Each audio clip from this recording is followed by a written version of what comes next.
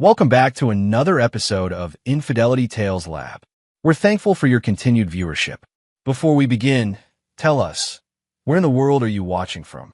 We love knowing our global reach. Now, let's dive into today's story. Chapter 1.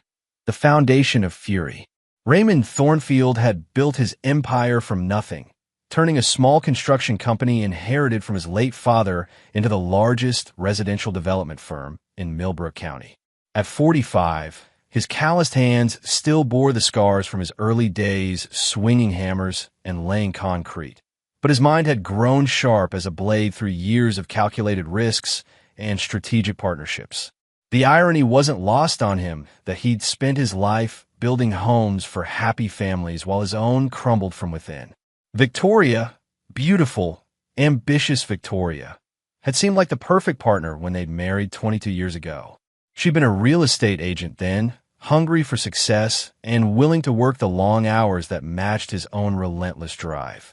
Together, they'd climbed from a modest apartment to a sprawling estate on Magnolia Hill, complete with a tennis court Victoria never used and a pool that became Emma's favorite retreat. Emma, his daughter, had been the light of his world, inheriting his stubborn determination but tempering it with her mother's social grace. She graduated summa cum laude from Duke, landed a prestigious position at a Charlotte law firm, and was now engaged to Timothy Walsh, heir to a banking fortune. Ray had walked her down the aisle in his mind 1,000 times, imagining the pride swelling in his chest as he placed her hand in her chosen man's. That dream died on a Tuesday evening in October when he'd returned home early from a job site, mud still caked on his boots, only to find Victoria's BMW in the driveway alongside a silver Porsche he didn't recognize. The sounds from upstairs had painted a picture more vivid than any witness testimony. Ray had stood in his own foyer, listening to his wife's breathless moans mixing with a man's deeper groans, and felt something fundamental shift inside his chest. Not heartbreak, but a cold, calculating fury that settled into his bones like winter frost. He'd retreated to his study without a sound, poured himself 3 fingers of bourbon, and began planning. Raymond Thornfield didn't make impulsive decisions. Every successful project required careful surveying, precise measurements, and flawless execution. His marriage's destruction would be no different. The divorce proceedings had been brutal but necessary. Victoria's lawyer, a sharp-tongued woman named Patricia Holloway, had painted Ray as an absent workaholic who neglected his family's emotional needs. There was enough truth in the accusation to make it sting, but Ray's own attorney, the legendary Harold Pine, had been thorough in documenting Victoria's affair with Grant Holloway, Patricia's younger brother and a trust fund playboy who'd never worked an honest day in his life. The settlement had been fair by legal standards, but devastating to Ray's soul. Victoria received the house, half his assets, and substantial alimony. Worse yet, Emma had chosen to live with her mother, viewing Ray's discovery and subsequent divorce filing as a betrayal of family unity. The weekly dinners stopped. The phone calls became stilted, formal affairs. His daughter, once his greatest pride, now treated him like a distant relative obligated to attend family functions. Grant Holloway represented everything Ray despised about old money privilege. At 38, the man had coasted through life on his family's pharmaceutical fortune, collecting vintage cars and younger women with equal enthusiasm.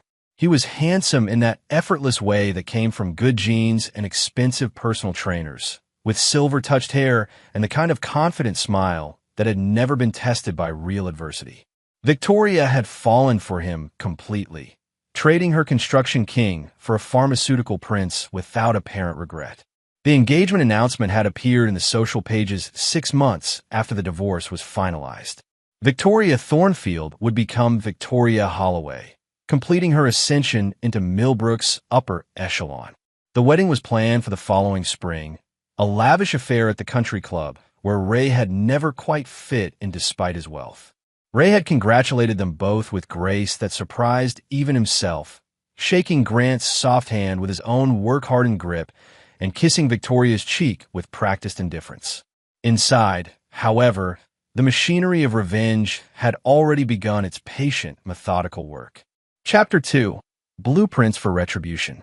The first phase of Ray's plan required him to become invisible, a ghost haunting the periphery of his former life, while gathering intelligence and establishing new alliances. He moved from his temporary downtown apartment into a modest ranch house in Riverside, a working-class neighborhood where his presence wouldn't raise eyebrows or generate gossip for Victoria's social circle. Emma's engagement to Timothy Walsh provided an unexpected opportunity. The announcement had stung. His daughter's engagement party, held at Victoria and Grant's newly purchased mansion, had been the first family gathering where Ray truly felt like an outsider. Victoria's parents, the Ashfords, had greeted him with the kind of polite coldness reserved for unwelcome relatives at holiday dinners. Her sister Caroline had made pointed comments about moving on and finding happiness again, each word carefully chosen to highlight his apparent failure to do either. But Emma's wedding would be different. As the bride's father, protocol demanded his presence and participation. More importantly, the guest list would include everyone who mattered in Millbrook's social hierarchy, the very people who'd watched his public humiliation with voyeuristic fascination. It would be the perfect stage for the final act of his carefully orchestrated revenge. The key to Ray's plan lay not in exposing Grant's past indiscretions, though they were numerous, but in creating a presence so devastating that the man's future would crumble under its weight. Ray spent months studying Grant's patterns, his weaknesses, his dependencies. The man was prideful above all else, dependent on social status and public perception to maintain his self-worth. He surrounded himself with sycophants and yes-men, people who fed his ego while carefully managing his more destructive impulses. Grant's relationship with Victoria was built on mutual benefit rather than genuine affection. She provided him with a sophisticated, accomplished woman to display at social functions, while he offered her the elevated status she'd always craved. It was a transaction disguised as romance, and like all transactions, it could be disrupted by changing the underlying economics. Ray's construction business provided perfect cover for his preparations. His crews worked throughout Millbrook County, giving him legitimate reasons to be anywhere he needed to gather information or position resources. His foremen were loyal men who'd worked for him for years, understanding without words that their boss was engaged in some kind of campaign that required discretion and absolute loyalty. The second phase involved establishing connections that would prove crucial when the time came to strike. Ray began attending county planning meetings, charity auctions, and business dinners he'd previously avoided. He cultivated relationships with people who'd previously been mere acquaintances.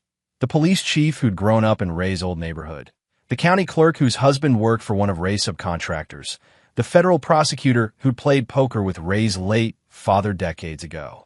These weren't favors called in so much as debts acknowledged. Ray had built half the affordable housing in the county, employed hundreds of local workers, and donated quietly to dozens of community causes over the years. When he began having casual conversations about theoretical situations, what would happen if certain financial irregularities were discovered, how long federal investigations typically took, what kind of evidence prosecutors found most compelling, people were willing to provide information. The most crucial element of Ray's plan required him to swallow his pride and appear weak. He began declining social invitations, citing work pressures and health concerns. When he did appear in public, he looked tired, defeated, older than his years. He let his hair grow slightly too long and wore suits that needed pressing. The transformation was subtle, but noticeable to people who'd known him for years. Victoria's friends began describing him as pathetic and broken at dinner parties. Grant openly pitted him at the country club, making jokes about poor Ray and his inability to move on. Even Emma, during their increasingly rare phone conversations, expressed concern about his apparent decline. The performance was perfect because it contained enough truth to be believable. Ray was genuinely exhausted by the emotional toll of his planned revenge, and the loneliness was real even if its apparent cause was manufactured.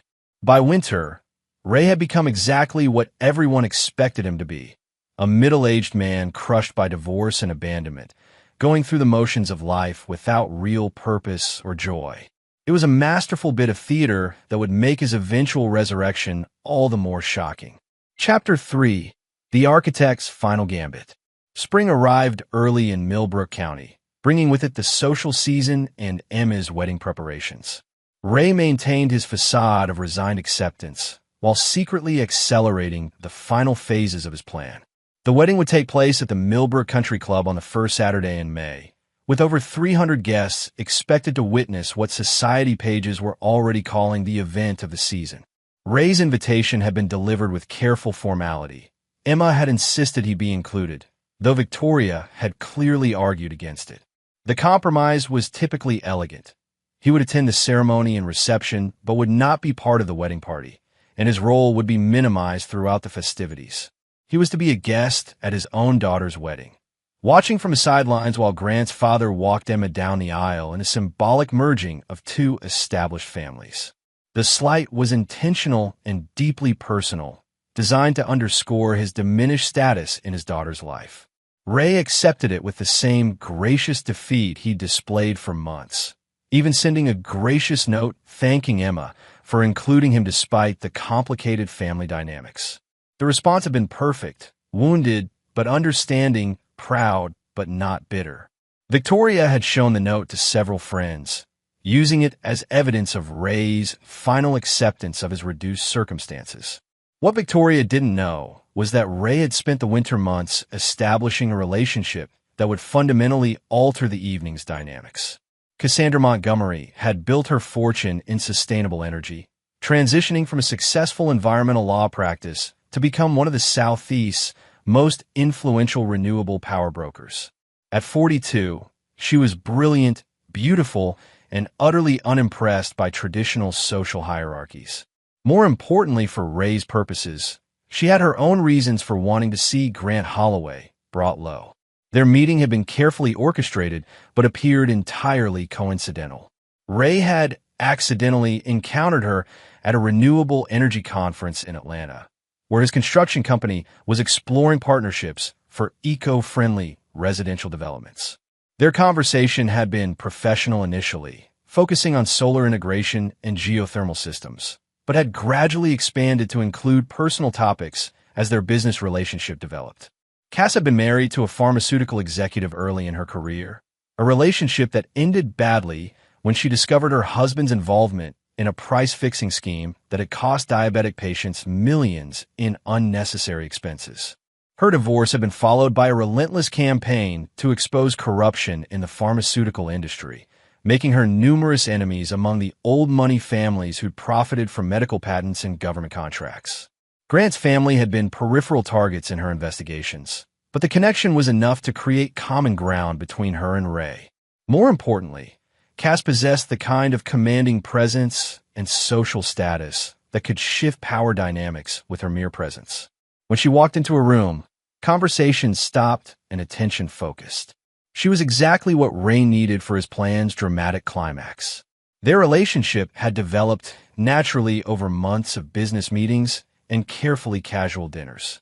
Ray had been honest about his divorce and his strained relationship with Emma, though he'd carefully omitted the depths of his planned revenge. Cass had shared her own struggles with family expectations and social pressures, creating genuine intimacy that surprised them both. By April, they were spending most weekends together, though Ray had been careful to keep their relationship private. Cass understood his desire for discretion, attributing it to his recent divorce and concerns about Emma's reaction. What she didn't fully grasp was that secrecy was essential to the psychological impact Ray intended to create at the wedding. The final piece of Ray's revenge required precise timing and flawless execution. He'd spent months identifying Grant's most vulnerable pressure points, mapping out dependencies and relationships that could be leveraged for maximum effect. The man's pride was his greatest weakness, but it was protected by layers of family money and social connections that made direct assault difficult. Instead, Ray had chosen a more sophisticated approach. Using his construction company's connections and Cass's renewable energy contacts, he'd quietly acquired controlling interests in several small companies that provided essential services to Grant's lifestyle. The exotic car dealership where he leased his Porsche collection, the private jet service he used for weekend trips, the exclusive spa where Victoria got her weekly treatments. even the catering company that provided food for their dinner parties. None of these acquisitions would be revealed until after the wedding, when Grant would begin experiencing a series of unfortunate service disruptions and contract complications. His lease applications would be rejected for mysterious credit concerns.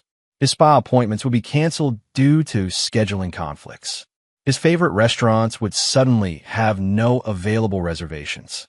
The death would come by 1,000 small cuts, each one professionally plausible and legally unassailable. But the wedding itself would provide the psychological foundation for everything that followed. When Cass walked into that reception, took Ray's hand, and demonstrated his continued power to attract remarkable women, she would shatter the narrative of his defeat that Victoria and Grant had so carefully constructed. The revelation that he'd been playing a deeper game all along would reframe every interaction they'd had over the past year, transforming apparent weakness into calculated deception. Ray spent the week before the wedding making final preparations, confirming that every element of his plan was in place. He'd reserved a suite at the downtown Marriott for the wedding night, ostensibly because driving home after the reception would be impractical. In reality, he wanted to be close to Emma in case she needed him after the evening's revelations played out. The rehearsal dinner had been a small family affair that Ray attended alone, sitting quietly at a corner table while Victoria and Grant held court with their chosen family members. Emma had looked beautiful but tired, the stress of wedding planning evident in the tightness around her eyes. She'd hugged him briefly when he arrived and thanked him for coming, but their conversation had been stilted and formal. "I'm proud of you, sweetheart," Ray had told her as the evening wound down. "Whatever happens tomorrow, I want you to know that you're the best thing I've ever accomplished." Emma had looked puzzled by the intensity in his voice, but she'd squeezed his hand and smiled. "Thanks, Dad. I love you too." It would be the last simple moment between them for a very long time. Chapter 4. The Theater of Humiliation. The morning of Emma's wedding arrived with the kind of perfect spring weather that event planners dream about. Clear skies, gentle breeze, temperature hovering at a comfortable 72 degrees. Ray woke in his hotel suite at dawn, muscles tense with anticipation despite his careful preparations. Today would either vindicate months of planning or expose him as a fool consumed by petty vengeance. He dressed carefully in his charcoal gray suit, the one Emma had helped him pick out during their last shopping trip together before the divorce. The memory stung, but he pushed it aside. Sentiment was a luxury he couldn't afford today. The ceremony was scheduled for 4 o'clock, with cocktails beginning immediately afterward and dinner to follow at 6. Ray had deliberately arrived at the country club early, ostensibly to help with last-minute preparations, but actually to observe the setup and ensure his own arrangements were in place. The staff treated him with the polite deference due a paying member, though he noticed several meaningful glances exchanged between servers who clearly knew about his changed circumstances. Victoria looked radiant as she supervised final decorating touches, her blonde hair swept up in an elegant chignon that showcased the diamond earrings Grant had given her for her birthday. She wore a champagne-colored dress that managed to be stunning without upstaging the bride, and Ray felt a familiar pang at seeing the woman he'd once loved looking so genuinely happy. That happiness was built on the wreckage of their marriage, but he had to admit she wore it well. Grant appeared at her elbow, resplendent in his morning coat and already showing signs of pre-ceremony champagne consumption. He kissed Victoria's cheek possessively, a gesture clearly intended for Ray's benefit, then approached with the kind of magnanimous smile wealthy men reserve for defeated rivals. "Ray, glad you could make it, old man. Emma will be thrilled to have her father here." The words were perfectly chosen, acknowledging Ray's paternal role while emphasizing that it was Emma's generosity, not family obligation, that secured his invitation. "Wouldn't miss it," Ray replied, matching Grant's tone exactly. "Emma looks beautiful. You and Victoria have done a wonderful job with the preparations." The compliment was calculated to sting, crediting Victoria and Grant as a team while positioning Ray as an outsider observer. Grant's smile widened, enjoying what he interpreted as submission. "Victoria has exquisite taste," Grant agreed. "We make quite a team, don't we, darling?" Victoria joined them, slipping her arm through Grant's with practiced ease. "The flowers turn out perfectly," she said, addressing both men, but focusing her attention on Grant. "I was worried about the peonies, but they're absolutely gorgeous." Ray nodded appreciatively, playing his assigned role as the gracious ex-husband grateful to be included. Inside, he cataloged every slight, every casual dismissal, every assumption about his diminished status. The fuel for his anger burned cold and steady, a controlled flame that would soon consume everything in its path. The other guests began arriving around 3:30, Millbrook's social elite dressed in their finest and buzzing with excitement about the wedding of the year. Ray recognized most faces from various charity events and business dinners over the years, though the reception he received was notably cooler than in the past. Several people who'd once sought his company for potential business opportunities now offered perfunctory greetings before moving on to more promising conversations. Emma's appearance at 3:45 silenced the chattering crowd. Ray's daughter looked stunning in her grandmother's vintage lace gown. Her dark hair swept back to showcase the pearl necklace that had been Ray's wedding gift to Victoria 22 years earlier. The sight of those pearls around his daughter's throat nearly broke his carefully maintained composure, but he steadied himself by focusing on the larger purpose. Emma approached him with obvious nervousness, her hands trembling slightly as she adjusted her veil. "Dad, I'm so glad you're here. I know this is complicated." "Nothing's complicated about today, sweetheart," Ray assured her, kissing her forehead gently. "Today is about you and Timothy, and your happiness is all that matters to me." She squeezed his hand gratefully, then hesitated. "I wanted to tell you, Grant's father is going to walk me down the aisle.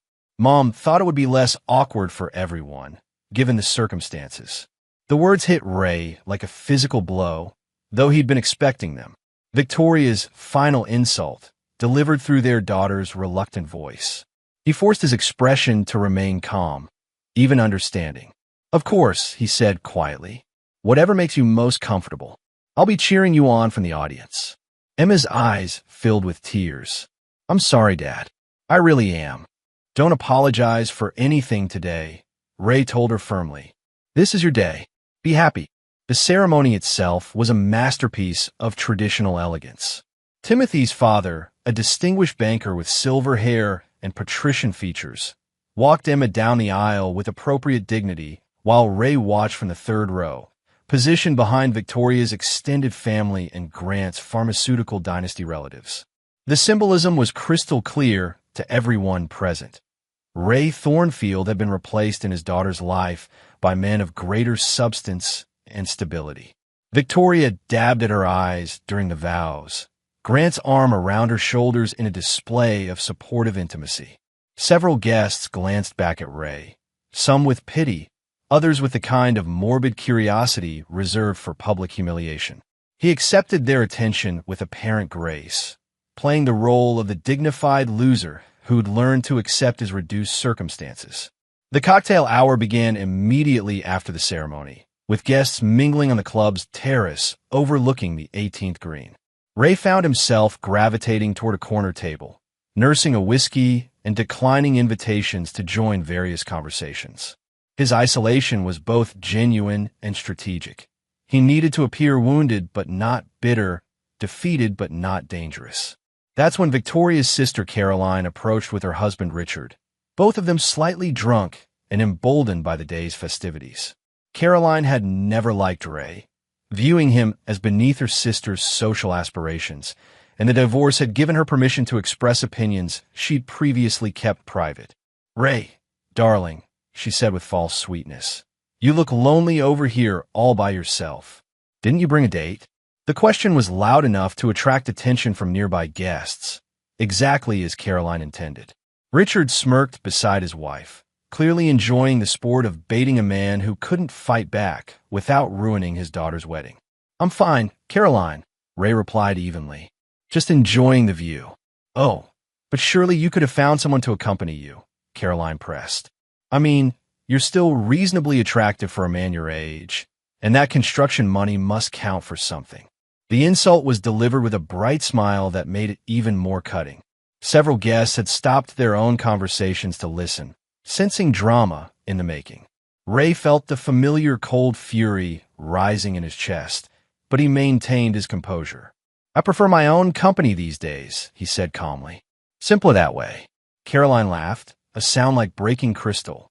"Oh, honey, you don't have to pretend with us. We all know this must be difficult, seeing Victoria so happy with Grant. They make such a perfect couple, don't they?" The words hung in the air like a challenge. Ray could feel the weight of watching eyes, the anticipation of his response. This was the moment Victoria's family had been building toward all evening. The final humiliation of Raymond Thornfield, delivered in front of everyone who mattered in their social circle. Ray smiled, an expression that didn't reach his eyes. "Victoria deserves to be happy," he said quietly. "We all do." It was exactly the response Caroline had hoped for. Gracious defeat from a broken man who knew his place. She turned to Richard with satisfaction, missing the dangerous glitter in Ray's eyes that a more perceptive observer might have recognized as anticipation rather than resignation. The trap was set. All that remained was for his prey to walk into it. Chapter 5. The Queen's Gambit. At 7:15, just as the dinner service was beginning and evening speeches were scheduled to commence, the country club's main doors swept open with dramatic timing that seemed choreographed. Conversations faltered and heads turned as Cassandra Montgomery entered the reception hall, and Ray felt a surge of satisfaction at the collective intake of breath from the assembled guests. Cass was magnificent. She wore a midnight blue gown that hugged her athletic figure while remaining tastefully elegant, her auburn hair styled in loose waves that framed her striking features.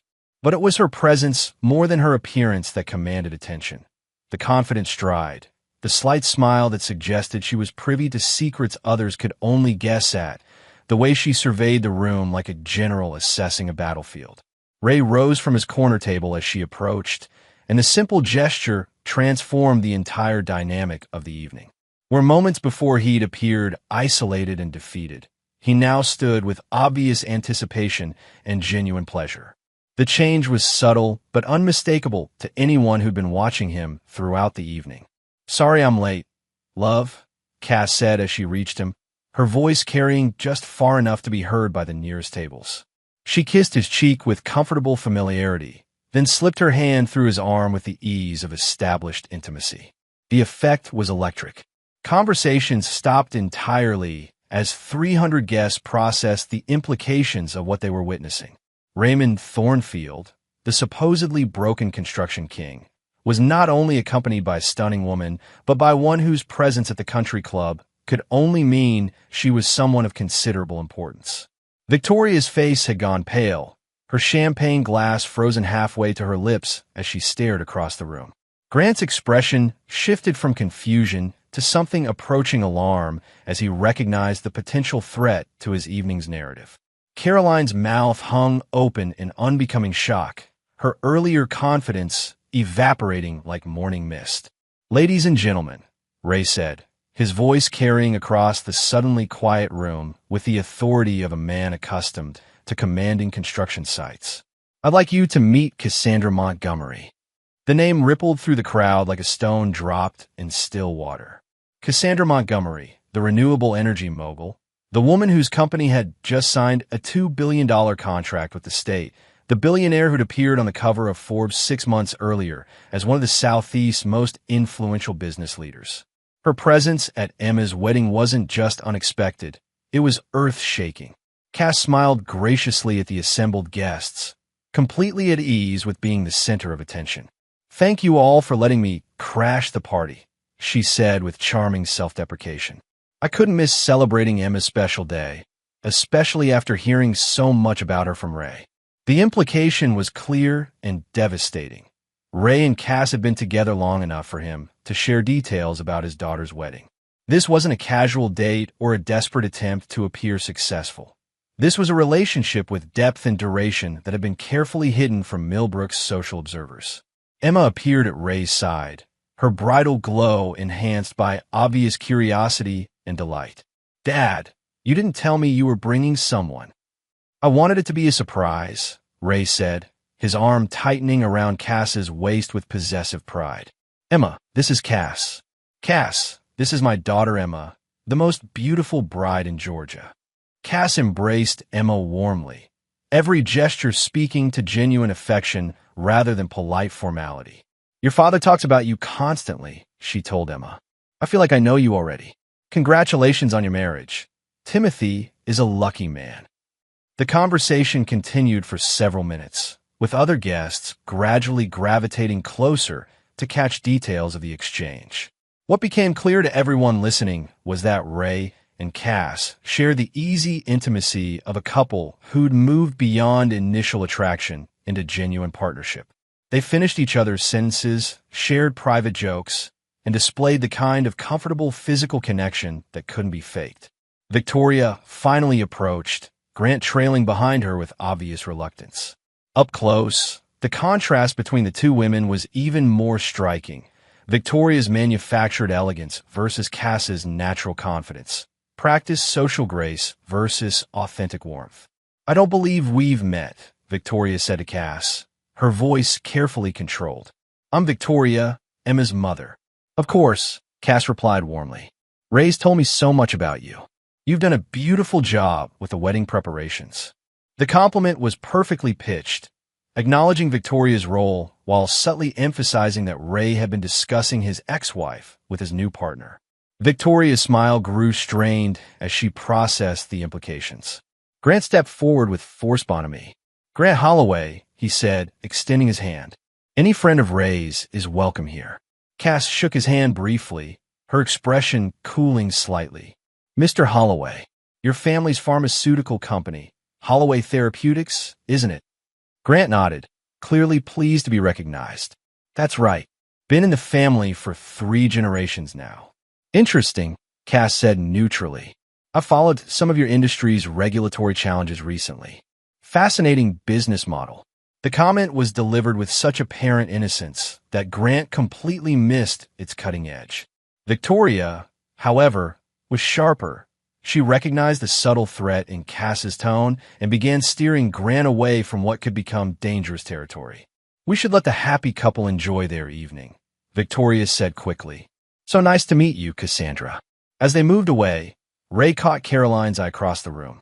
His sister-in-law looked as though she'd bitten into something sour, her earlier triumphant expression replaced by obvious dismay. The woman who'd spent the afternoon positioning Ray as a pathetic figure now faced the reality that she'd been completely wrong about his circumstances. The evening's momentum had shifted completely. Where Ray had previously been ignored or pitted, he was now the subject of intense curiosity and renewed interest. Business leaders who'd written him off after the divorce began approaching with renewed respect, suddenly remembering profitable partnerships and mutual acquaintances. The transformation was both immediate and profound. But Ray's greatest satisfaction came from watching Emma throughout the evening. His daughter's initial surprise had given way to obvious delight at seeing her father happy and successful. She made a point of introducing Cass to her friends, beaming with pride as she described her father's wonderful girlfriend to anyone who would listen. "Dad," Emma whispered during a quiet moment, "she's amazing. How long have you been together?"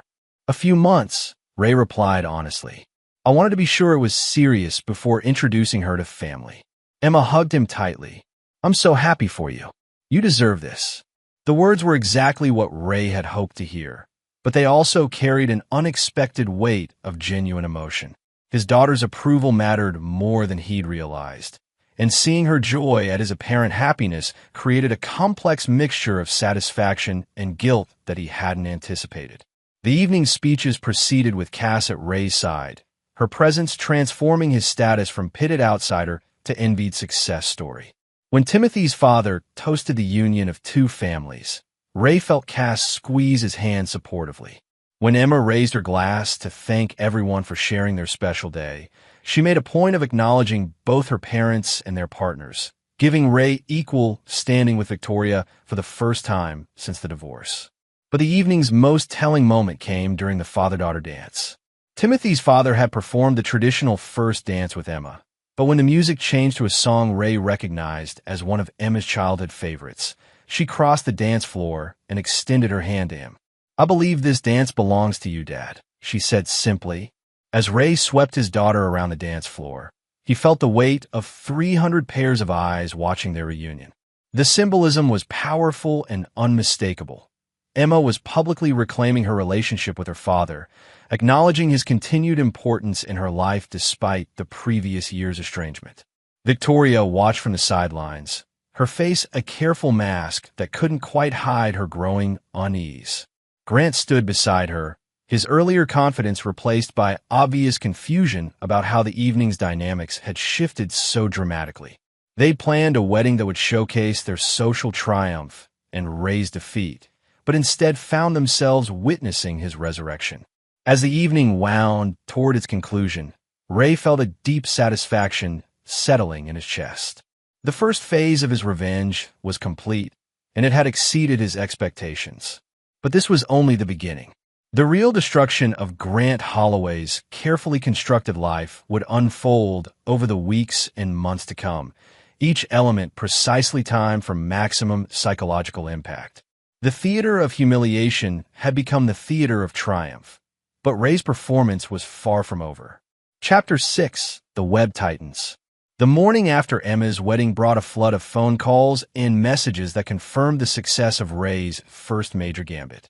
Social media buzzed with photos of him and Cass at the reception, accompanied by breathless speculation about their relationship and its implications for Millbrook's social hierarchy. The narrative of Ray's defeat had been shattered in a single evening, replaced by curiosity about his apparent romantic and financial recovery. Ray fielded congratulatory calls from business associates who distanced themselves after the divorce, each conversation revealing how quickly allegiances could shift when circumstances changed. The construction king was back, and everyone wanted to ensure they remained in his good graces. The transformation was both gratifying and deeply cynical, confirming Ray's long-standing belief that loyalty was a luxury few could afford. Emma called around noon, her voice bright with happiness. "Dad, I can't stop thinking about last night. Cass is wonderful, and seeing you so happy made everything perfect. Mom even said she was glad you'd found someone special." The comment about Victoria was particularly interesting. His ex-wife was already working to position herself favorably in light of changed circumstances. Ray filed the information away for future use, while focusing on his daughter's continued joy. "I'm glad you approve, sweetheart. Cass was charmed by you, as I knew she would be. She's looking forward to getting to know you better." They talked for another 10 minutes about wedding highlights and honeymoon plans, their conversation flowing with an ease that had been absent for months. Emma's obvious relief at seeing her father successful and supported tugged at Ray's conscience, but he pushed the feeling aside. His daughter's happiness was important, but it couldn't be allowed to interfere with a larger campaign for justice. Cass arrived at his house that afternoon, having spent the morning fielding her own calls from curious business contacts who'd learned about her relationship with Ray. She seemed amused by the attention rather than bothered, settling into his kitchen with the comfortable familiarity of someone who belonged there. "Your ex-wife's family looked like they'd swallowed broken glass," she observed with satisfaction. "Particularly that sister of hers, Caroline. I thought she might actually faint when you introduced me." Ray poured coffee for both of them, enjoying the memory of Caroline's stricken expression. Caroline's always enjoyed being the bearer of bad news about other people's lives. Last night was probably the first time she's been wrong about anything since high school. They spent the afternoon reviewing the evening's success while discussing the next phases of Ray's plan. Cass had agreed to participate in his revenge scheme after learning about Grant's family connections to pharmaceutical price-fixing scandals that had personally affected her own relatives. Her support was both strategic and emotional, making her a perfect partner for the campaign ahead. "The service disruptions begin tomorrow," Ray told her. "Grant's going to discover that several companies he depends on are suddenly experiencing policy changes that affect his accounts. Nothing dramatic initially, just inconveniences that will begin accumulating." Cass nodded approvingly. "The car dealership first? His Porsche lease is up for renewal next week. They'll discover some irregularities in his credit history that require additional review. Could take months to resolve, unfortunately." The smile that crossed Cass's face was genuinely wicked. I almost feel sorry for him. Almost. Over the following days, Ray's plan began unfolding with clockwork precision.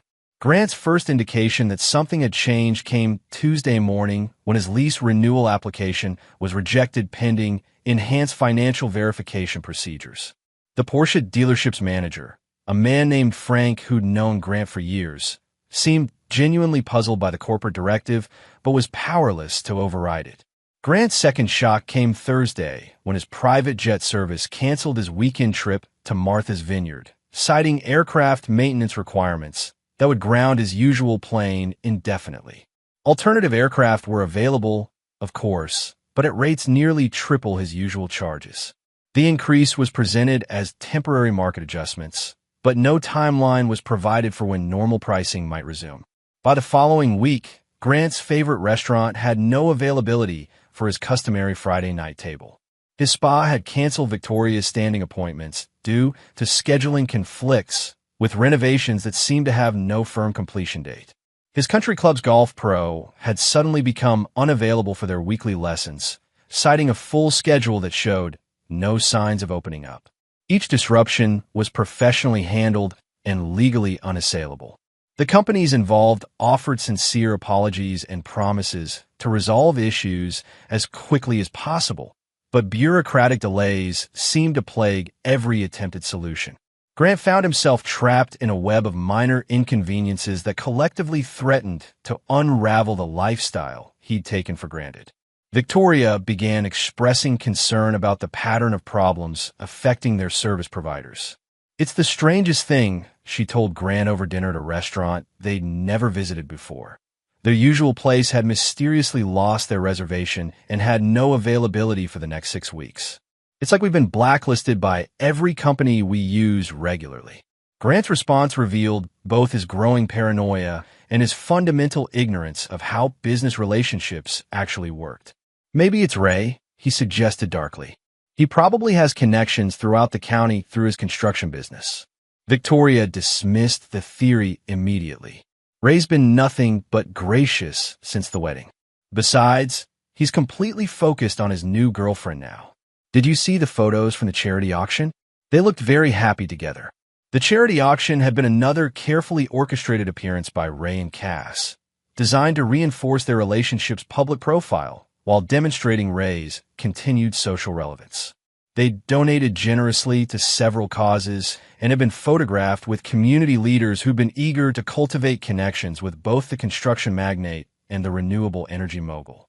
Grant's growing frustration began affecting his behavior in ways that created additional problems. His attempts to resolve service issues often devolved into angry confrontations with customer service representatives who were simply following corporate policies they didn't understand. Word began spreading through Millbrook service community that Grant Holloway had become difficult to work with, creating a reputational snowball effect that compounded his original problems. The psychological pressure was exactly what Ray had hoped to achieve. Grant's identity was built on effortless privilege and social dominance, both of which required the smooth functioning of systems he'd never had to think about before. When those systems began failing simultaneously, his confidence began cracking in ways that were visible to everyone around him. Victoria's patients also began showing strain as their social calendar became increasingly complicated by service disruptions and availability issues. The woman who traded up from Ray's construction money lifestyle to Grant's pharmaceutical fortune elegance found herself dealing with problems she'd never encountered during her previous marriage. Ray had been hands-on with service providers, building personal relationships that ensured reliable performance. Grant had always simply expected things to work, and when they didn't, he had no foundation for effective problem-solving. The irony wasn't lost on Ray that his revenge was succeeding by demonstrating exactly the kinds of practical competencies that Victoria had once dismissed as beneath her social aspirations. Grant's privileged background had left him unprepared for the mundane challenges of making systems work when they stopped functioning automatically. By month's end, Grant had begun displaying the same kind of stress behavior that Ray had faked during his apparent post-divorce decline. The difference was that Grant's distress was entirely genuine, born of real problems he couldn't solve, and a growing sense that forces beyond his control were undermining his carefully constructed life. Ray watched the deterioration with cold satisfaction, knowing that the worst was yet to come. The service disruptions were merely the opening movement of a symphony of destruction that would crescendo over the coming months. Grant Holloway had spent his life coasting on inherited advantages, never learning the skills necessary to survive when those advantages were stripped away. The education was about to begin in earnest. Chapter 7. The Reckoning Begins. 3 months after Emma's wedding, Grant Holloway's world had transformed from privileged ease to constant stress. What had initially seemed like a series of unfortunate coincidences had evolved into a sustained campaign of professional and personal sabotage that was beginning to affect every aspect of his daily life. The car situation had become particularly humiliating. After his Porsche lease was denied, Grant had attempted to purchase a vehicle outright, only to discover that his credit score had mysteriously plummeted due to irregular reporting patterns from financial institutions he'd never done business with. The luxury dealerships that had once courted his business now treated him with polite skepticism, requiring down payments and verification procedures typically reserved for customers with questionable finances. Victoria's growing irritation was becoming harder to hide. The woman who'd married Grant for the elevated lifestyle he represented found herself dealing with the kind of mundane problems she'd expected to leave behind forever.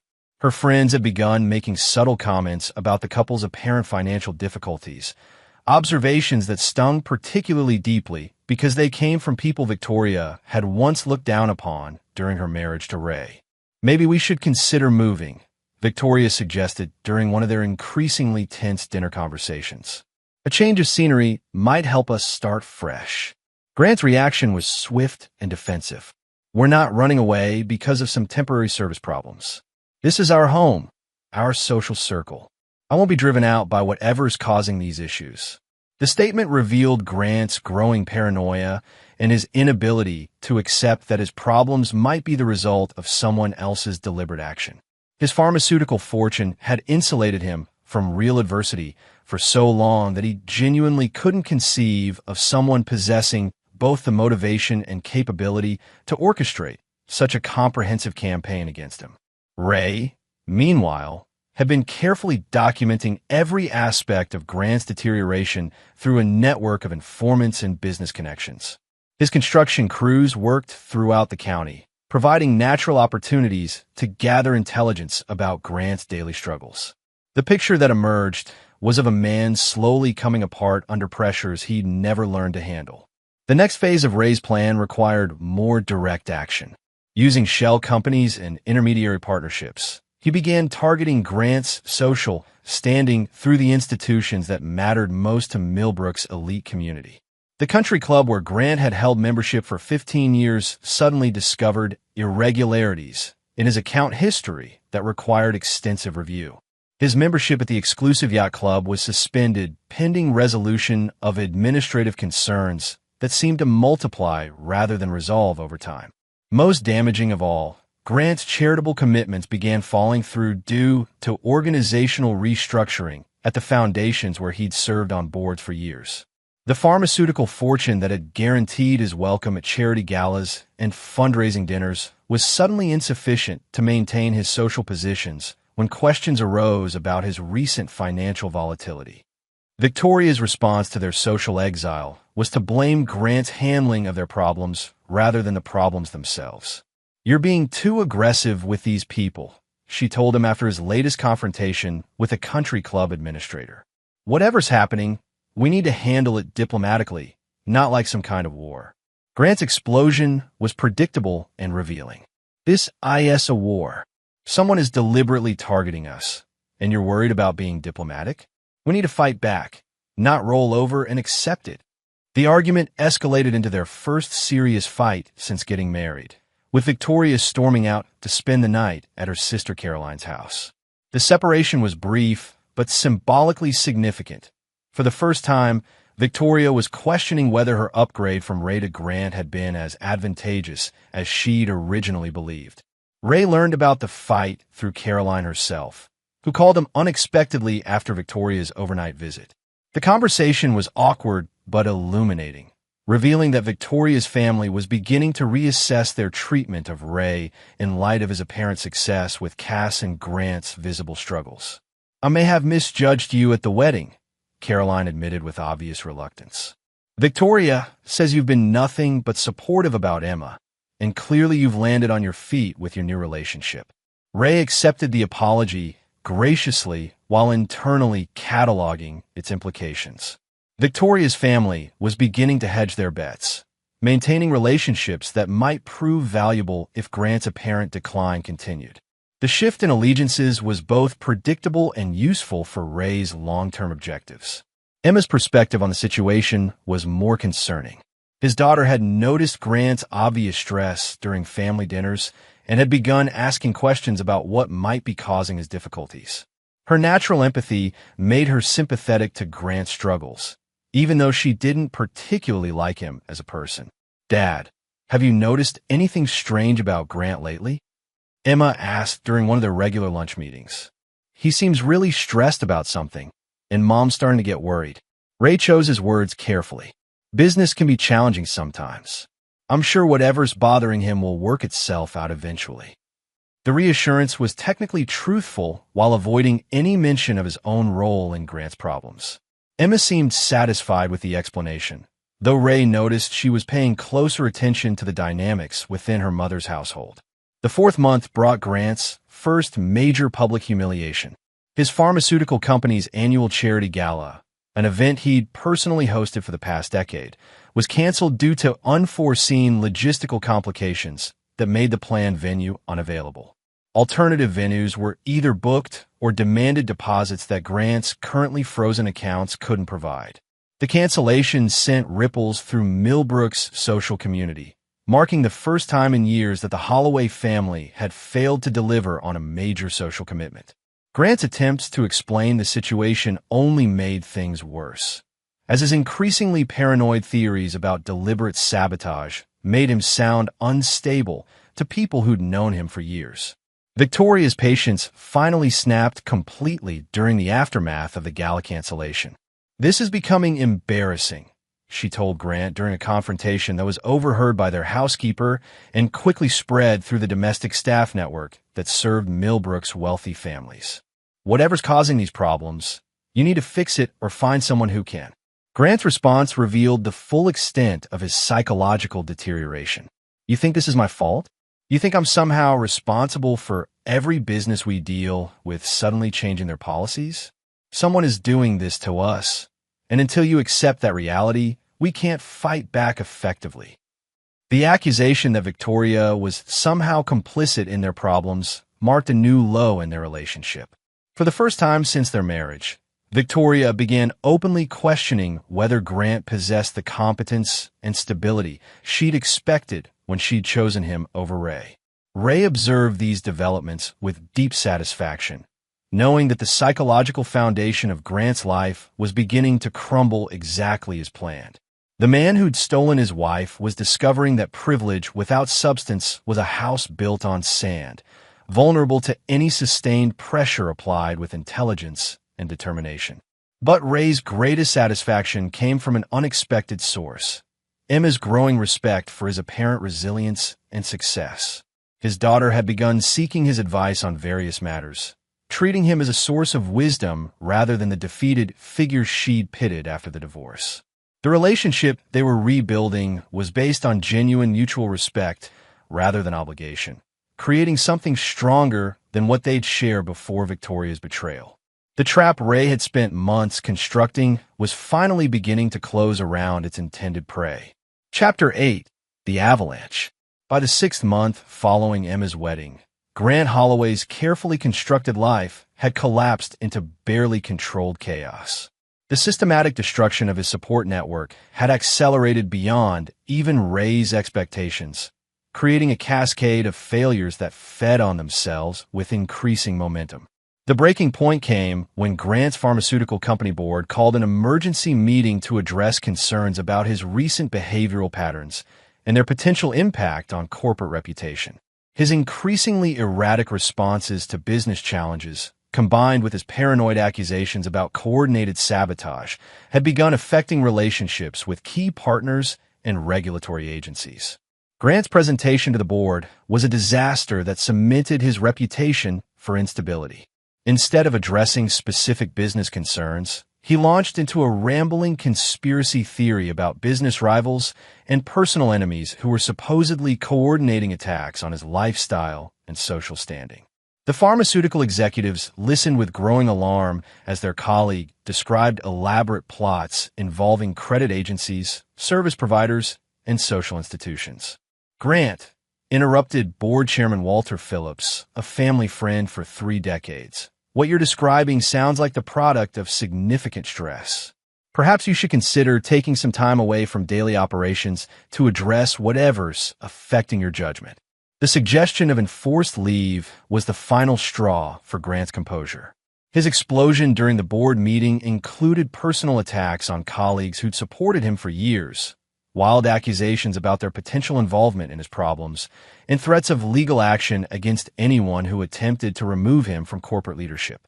The meeting ended with Grant's immediate suspension from all company duties, pending a comprehensive review of his fitness for executive responsibilities. The pharmaceutical fortune that had defined his identity and supported his lifestyle was suddenly beyond his reach, frozen by board action until psychological evaluation could be completed. Victoria learned about Grant's corporate suspension through Caroline, who'd heard the news through her husband Richard's business connections. The revelation that Grant's problems extended beyond inconvenient service disruptions into serious questions about his mental stability forced Victoria to confront realities she'd been trying to ignore for months. "This can't continue," Victoria told Grant during the confrontation that followed his return from the disastrous board meeting. "Whatever's happening to you, whatever's causing these problems, we need professional help to address it." Grant's response was entirely predictable and deeply revealing. Rather than acknowledging his deteriorating situation, he doubled down on conspiracy theories while adding Victoria herself to his list of potential enemies. "Maybe you're part of it," he said with genuine suspicion. "Maybe you've been in contact with Ray, coordinating this whole campaign. You certainly seem eager to distance yourself from me whenever problems arise." The accusation that Victoria was secretly collaborating with her ex-husband to destroy her current marriage crossed a line that couldn't be uncrossed. For the first time since their relationship began, Victoria saw Grant not as a sophisticated partner, but as a paranoid man whose grip on reality was becoming dangerously tenuous. "I'm going to stay with Caroline for a few days," Victoria announced with cold finality. "When you're ready to discuss this situation rationally, without wild theories and personal attacks, we can talk about next steps." Victoria's departure marked the beginning of Grant's complete social isolation. His pharmaceutical company colleagues avoided him following the board meeting debacle. His country club membership had been permanently revoked due to conduct incompatible with club standards. His few remaining friends found his increasingly erratic behavior exhausting and embarrassing. Ray monitored these developments through his network of informants while maintaining careful distance from any direct involvement. Grant's psychological collapse was proceeding exactly as planned, but Ray needed to ensure that no evidence could connect him to the systematic campaign that had triggered it.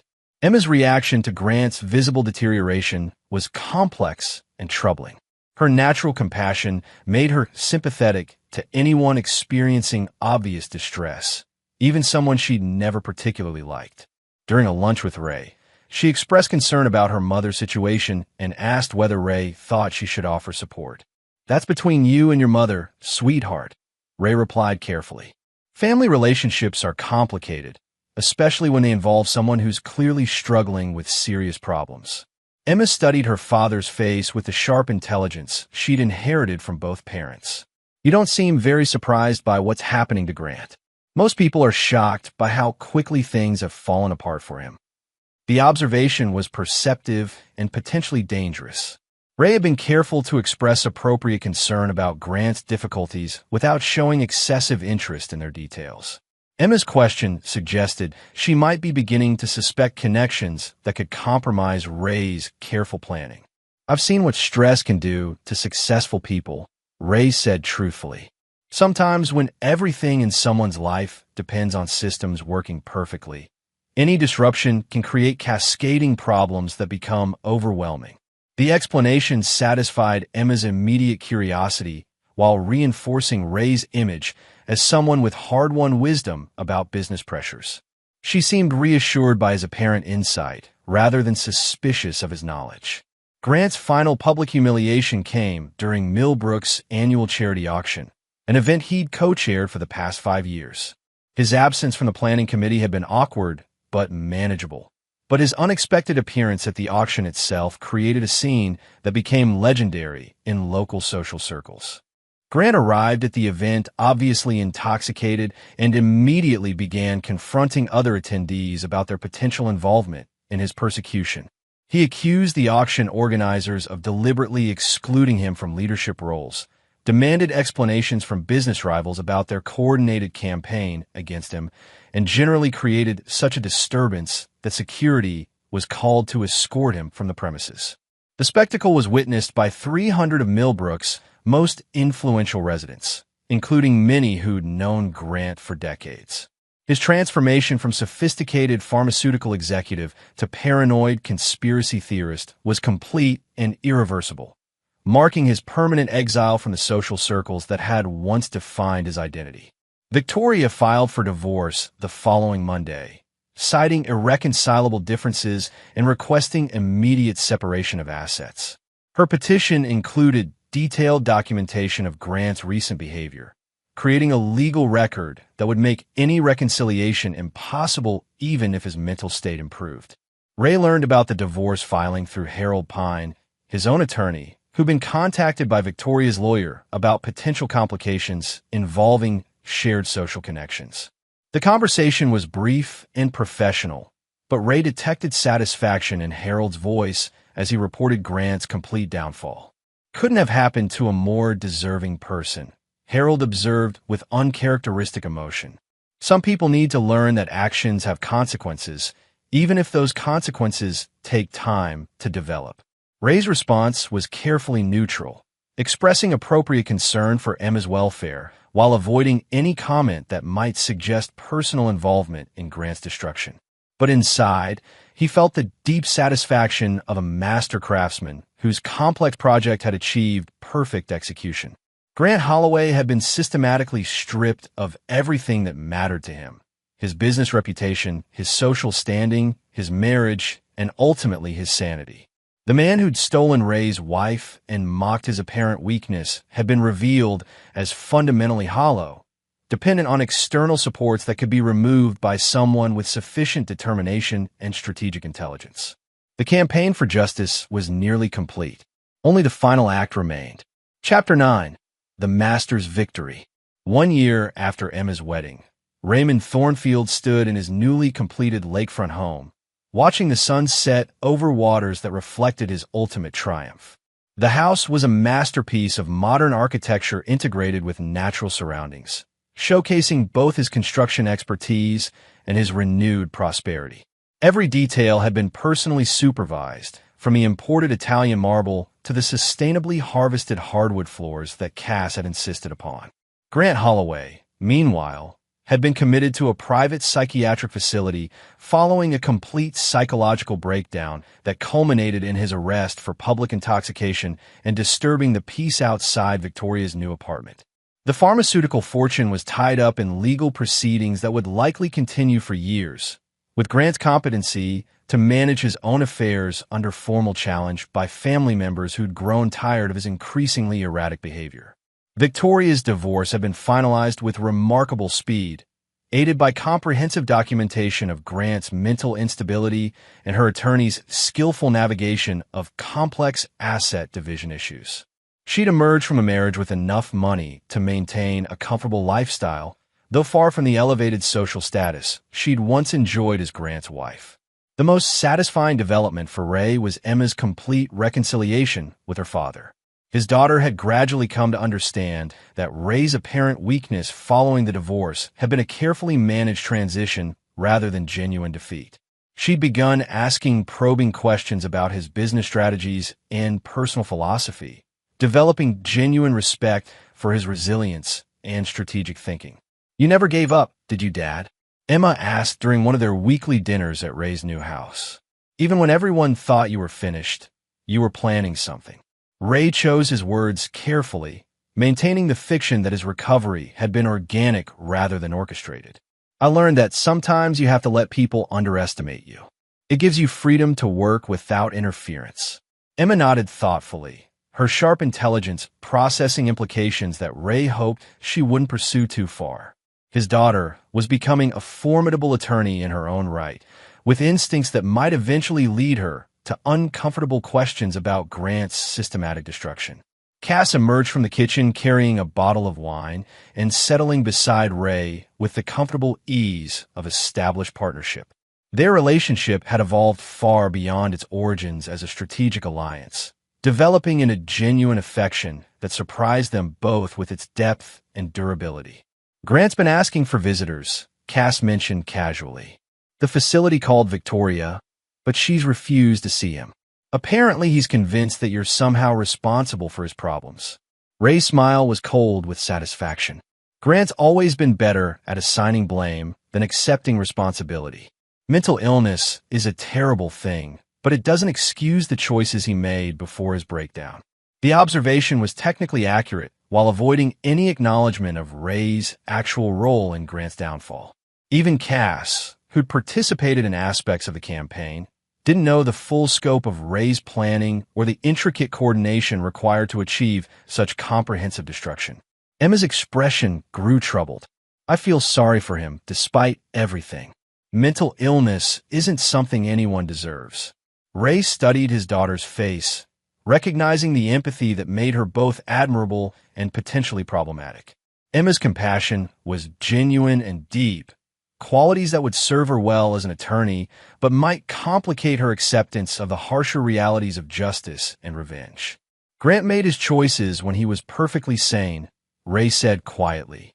"He chose to pursue a married woman, break up a family, and mock the man whose life he'd helped destroy. His current problems don't erase those decisions or their consequences." The words carried more weight than Emma realized, serving as both explanation and warning. Ray's code was simple and unforgiving. Betrayal had consequences that couldn't be avoided through subsequent misfortune or appeals to mercy. Grant had learned that lesson too late to benefit from the knowledge. Victoria's situation was more complex and ultimately more satisfying for Ray's purposes. She'd lost Grant's pharmaceutical fortune, but gained hard-won wisdom about the difference between genuine strength and inherited privilege. Her social status had plummeted from pharmaceutical royalty to comfortable middle class, forcing her to rebuild relationships based on mutual respect rather than financial advantage. Most importantly, Victoria had begun treating Ray with a genuine courtesy she'd once reserved for people she considered social equals. Their interactions during Emma's visits were cordial and respectful, marking a dramatic shift from the dismissive contempt she'd shown during their marriage's final years. "I misjudged you," Victoria admitted during a chance encounter at Emma's law firm. "I thought Grant represented security and sophistication, but you were the one with real substance. I'm sorry for how things ended between us."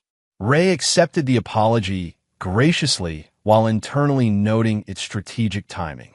Victoria's newfound respect was based on his apparent success with Cass and Grant's obvious failure as a husband and provider. Her regret was genuine but conditional, dependent on circumstances that reinforced Ray's superiority to her failed second marriage. "We both made mistakes," Ray replied diplomatically. "What matters now is Emma's happiness and maintaining family relationships that work for everyone." The conversation was brief and professionally pleasant, but it marked Victoria's final acknowledgement that she'd chosen poorly when she'd traded Ray's solid competence for Grant's inherited advantages. The admission was more satisfying than any direct revenge could have been. Emma's wedding anniversary celebration provided the perfect occasion for Ray to display his complete triumph. He and Cass hosted a dinner party at their lakefront home, inviting Emma and Timothy along with carefully selected friends who represented Ray's renewed social influence. The guest list included business leaders, political figures, and cultural influencers who'd previously been beyond Ray's reach. Victoria attended as Emma's mother, her presence a testament to the new family dynamics that had emerged from the previous year's upheavals. She was gracious and appropriately appreciative of Ray's hospitality, playing her assigned role in the evening's careful choreography. The dinner conversation naturally turned to recent business developments and social changes within Millbrook's community. Grant's name came up briefly in connection with his pharmaceutical company's ongoing reorganization, but the discussion was clinical rather than personal, treating his downfall as an unfortunate but predictable consequence of personal instability. Some people aren't built for sustained pressure, observed Harold Pine, Ray's attorney, who become a regular guest at such gatherings. Success requires resilience that not everyone possesses, regardless of their background or advantages. The comments sparked a broader discussion about the relationship between inherited privilege and earned achievement, with Ray contributing observations based on his construction industry experience. His insights were received with respectful attention from guests who recognized genuine wisdom earned through decades of practical experience. Emma watched the evening's proceedings with obvious pride in her father's social resurrection and personal happiness. The contrast between Ray's current status and his apparent decline following the divorce wasn't lost on anyone present, including Victoria, who seemed genuinely pleased by her ex-husband's recovery. As the evening wound down and guests began departing, Emma pulled Ray aside for a private conversation that had been building for months. "Dad, I need to ask you something directly," she said with a forthright manner that made her effective in court. Grant's problems, they weren't entirely coincidental, were they? Ray studied his daughter's face, recognizing the sharp intelligence that had made the question inevitable. Emma deserved honesty, but the complete truth would burden her with knowledge she might find difficult to accept. Grant made enemies through his own choices and behavior, Ray replied carefully. When someone builds their life on appearances rather than substance, any sustained pressure can cause everything to collapse. I didn't create his weaknesses, I just made sure they were tested. Emma nodded slowly, processing the admission without apparent shock or disapproval. He destroyed our family and mocked you publicly. You made sure he paid for those choices. I made sure justice was served, Ray corrected. There's a difference between revenge and accountability. Grant learned that actions have consequences, even for people who think they're insulated by wealth and social position. The distinction was important to Ray's self-image and crucial for Emma's understanding of her father's character. He wasn't a petty man seeking vengeance, but a strategic thinker ensuring that betrayal carried appropriate costs. The campaign against Grant had been about justice rather than personal satisfaction. Emma embraced her father tightly, her response surprising him with its warmth and acceptance.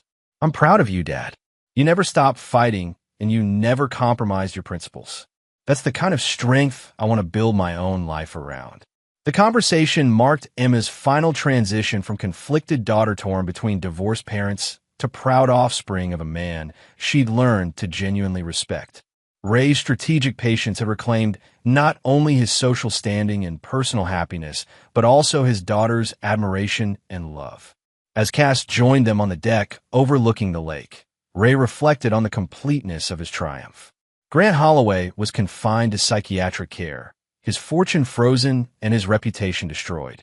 Victoria had learned painful lessons about the difference between substance and appearance. Emma had reconciled with her father on terms that acknowledged his strength and wisdom. Most importantly, Ray had proven to himself and everyone who mattered that Raymond Thornfield was not a man to be underestimated or dismissed. His empire had been built on solid foundations that couldn't be shaken by personal betrayal or social humiliation. When tested by the ultimate challenges of divorce and public mockery, he'd emerged stronger and more dangerous than anyone had imagined possible. The construction king had reclaimed his throne, but more than that, he'd demonstrated that true power came from character rather than circumstance, from strategic thinking rather than inherited advantage. Grant Holloway had learned that lesson far too late to benefit from the knowledge, but others who might consider crossing Raymond Thornfield would understand the stakes involved. Standing on his deck with the woman he loved and the daughter whose respect he'd earned back, Ray watched the sun set over water that reflected not just light, but the image of a man who'd rebuilt his life from strategic ruins. The victory was complete, the justice served, and the future bright with possibilities that his enemies would never again have the power to threaten. In the end, Raymond Thornfield had proven that the best revenge wasn't a dish served cold. It was a masterpiece served with perfect timing to an audience that would never forget the lesson it taught about the true nature of strength and the inevitable consequences of betrayal. Grant Holloway might recover his sanity someday, but he would never recover from the education Raymond Thornfield had provided about the difference between appearing powerful and actually possessing power. That knowledge would be Grant's permanent burden, a reminder that some mistakes carry consequences that last forever.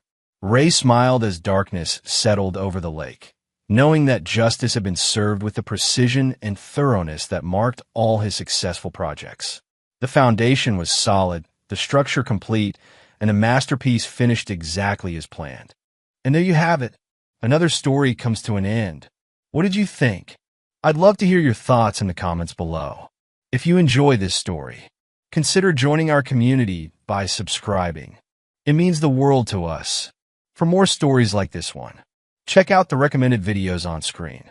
And I'll see you there. Subscribe to Infidelity Tales Lab for more stories. Now, let's begin this one. Chapter 1. The Watchful Eye.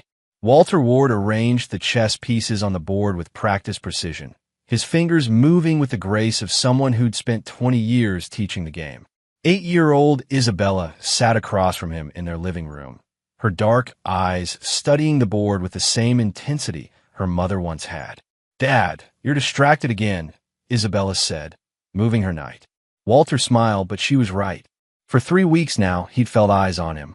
Different cars parked too long on their quiet suburban street. The same face at the grocery store twice in 1 week. Emmanuel Green, their neighbor, had become unusually protective, always seeming to materialize when Walter took Isabella to school or brought her home. "You're right, Bella. I'm sorry." Walter moved his bishop. "But look, you left your queen exposed." "Did I?" Isabella grinned, moving her rook. "Checkmate." Walter stared at the board. She'd baited him perfectly, sacrificing position to create a trap he'd walked right into. Pride swelled in his chest. Deborah would have been so proud. Deborah, 18 months since the accident. 18 months since his wife's car had gone off that bridge in the rain. 18 months of raising their daughter alone, teaching chess to neighborhood kids, and trying to ignore the gnawing suspicion that kept him awake at night.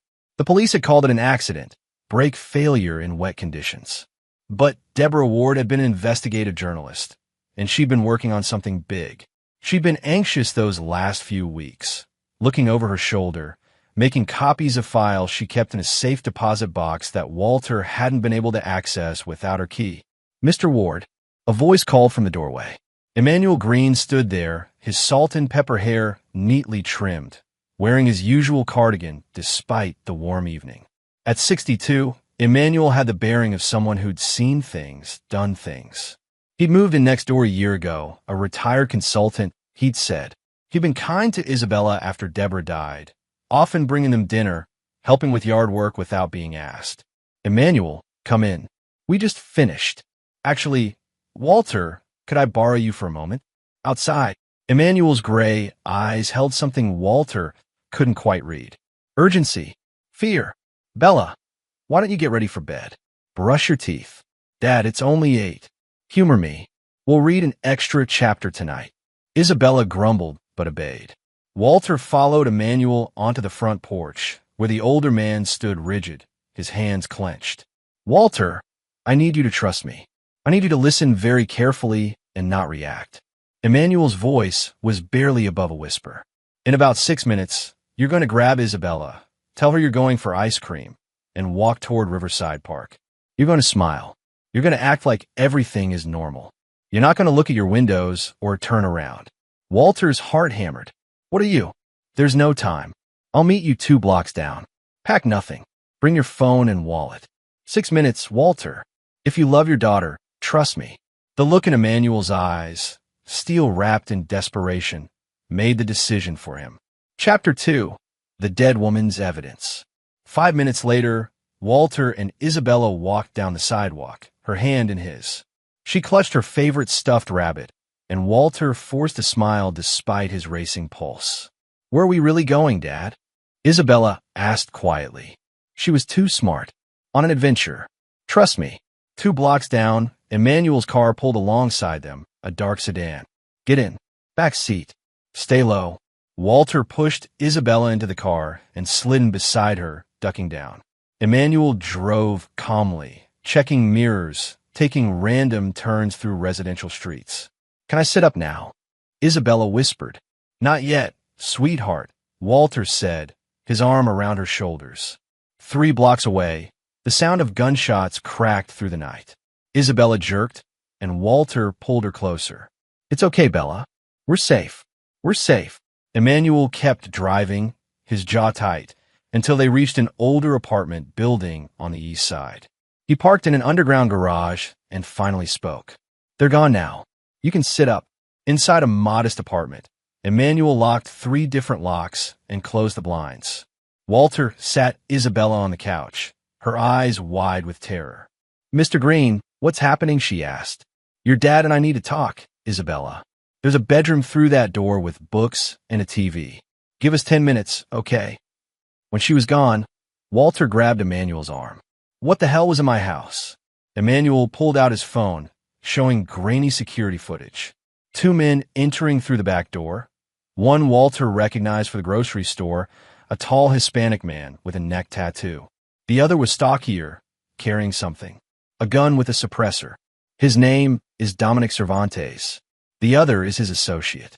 They were sent to kill you both. Make it look like a home invasion gone wrong. Walter's legs went weak. Who sent them? Curtis Carr. The name hit Walter like a fist to the gut. Curtis Carr, the real estate developer his wife had been investigating. The man who'd built his empire displacing low-income families, using shell companies to buy properties, inflate values, and sell to the city at enormous markups. Deborah had proof of fraud, proof of payoffs to city officials. She'd been days away from publishing when she died. My wife, Walter whispered. Deborah's accident. Wasn't an accident. I've been investigating Carr for 8 months. Walter. I'm not a retired consultant. I'm a retired intelligence analyst, and I've been tracking Curtis and his brother Simon Carr's operation.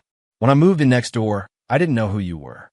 Then I saw Deborah's picture in your house, and I remembered her name from the news. I started digging. Emmanuel pulled out a tablet, showing Walter files, bank records, communications, surveillance logs. Deborah got too close. They had a cop on their payroll, Detective George Bauer.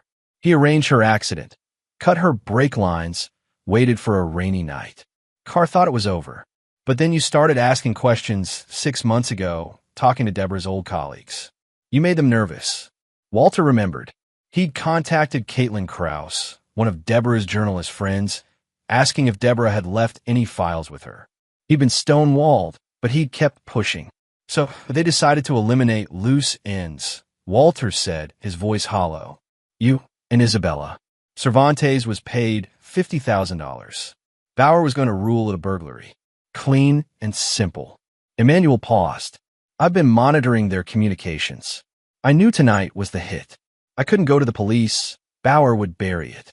So I saved you instead. Walter looked toward the bedroom where his daughter was. 8 years old. She'd already lost her mother. Tonight, she'd nearly lost everything. What do we do now? We disappear or we fight, Emmanuel said. But if we fight, we need to be smart. Curtis Carr is connected. He has money, lawyers, politicians in his pocket. Going to the authorities could get us killed before we reach a courtroom. Walter thought of the chessboard. Sometimes you had to sacrifice pieces to win. Sometimes you had to think 10 moves ahead.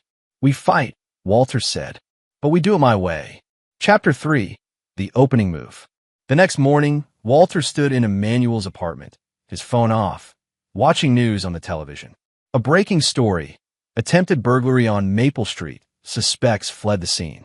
Police Detective George Bauer appeared on screen, his jowled face serious, as he urged the homeowners to come forward. He's playing it careful, Emmanuel noted. He doesn't know if you're dead or alive. Cervantes must have reported back that you weren't home. Walter had spent the night thinking while Isabella finally slept. Chess had taught him that panic lost games. Strategy won them. He'd been reactive since Deborah died, grieving, suspicious but passive. That ended now. I need to understand the entire board, Walter said. Tell me everything about the cars. Over coffee, Emmanuel laid out. Curtis Carr, 52, was the public face, charming, philanthropic, photographed at charity events. His brother Simon Carr, 48, was the muscle, handling the dirty work. Together they'd built car development into a $100 million empire through fraud, intimidation, and strategic partnerships with corrupt officials. The real estate scheme Deborah uncovered was just one piece, Emmanuel explained. They've been laundering money through property deals for a drug distribution network. Simon runs that side. The families they displaced? Some fought back. Those people had accidents too. A warehouse fire that killed a family of 4.